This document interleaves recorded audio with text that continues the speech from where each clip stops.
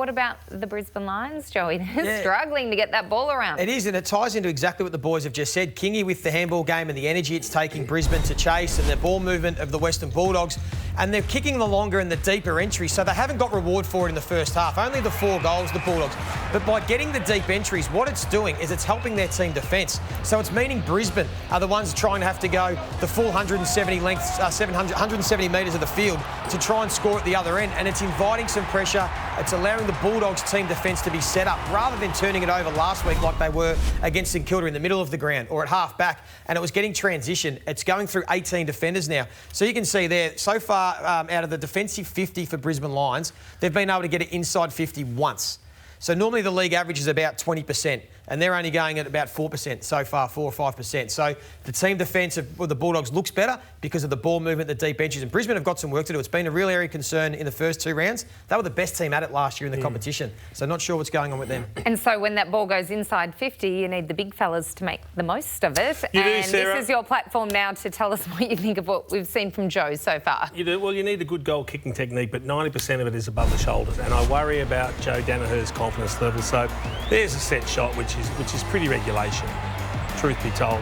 But OK, everyone misses now and then. So now he goes round the corner and you miss. So what does that do to confidence? You're not kicking drop punts well off the boot. You're not kicking around the corner well.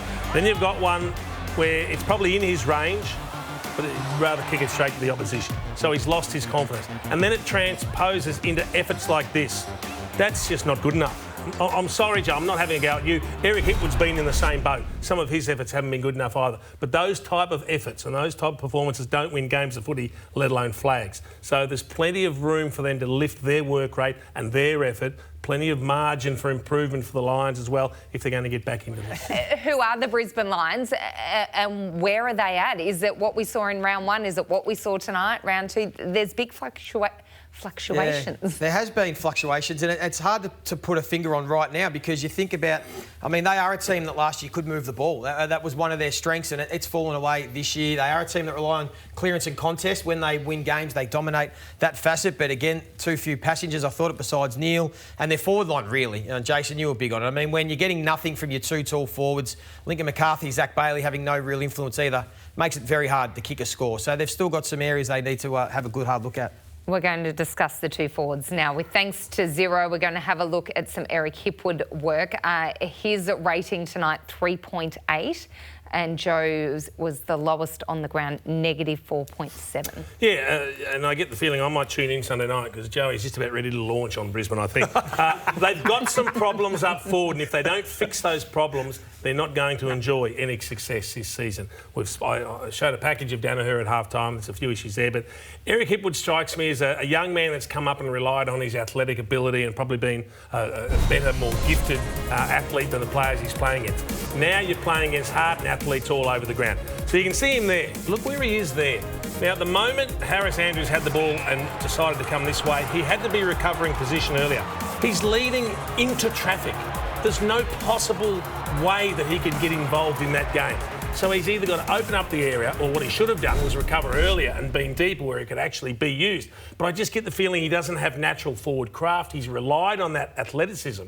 But there's great athletes out there all over the ground and you can't just run past them. So he needs to learn a little bit about where to position himself, how to get involved in more contests because, I mean, he had no impact, Joe had no impact, and you play too many games like that, puts too much pressure on the other players. Do you agree, Kingy, that premierships are out of contention when the 2 Lions big forwards are playing so poorly, unfortunately? Their forward 50 is a box of chocolates, really. You've got no idea what you're going to get out of Daniher. You've no idea what Eric's going to do week to week. They throw the ruckman forward as an act of desperation.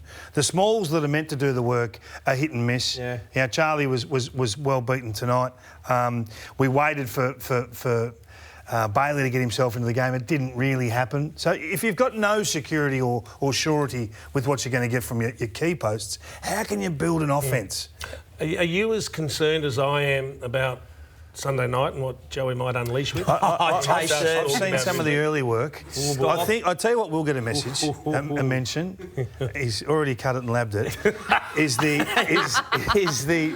Joe Danaher turn and kick at goal where he had two numbers on everywhere forward of that. That was a critical moment of the game, so I'm sure Joey will have that Sunday night first crack.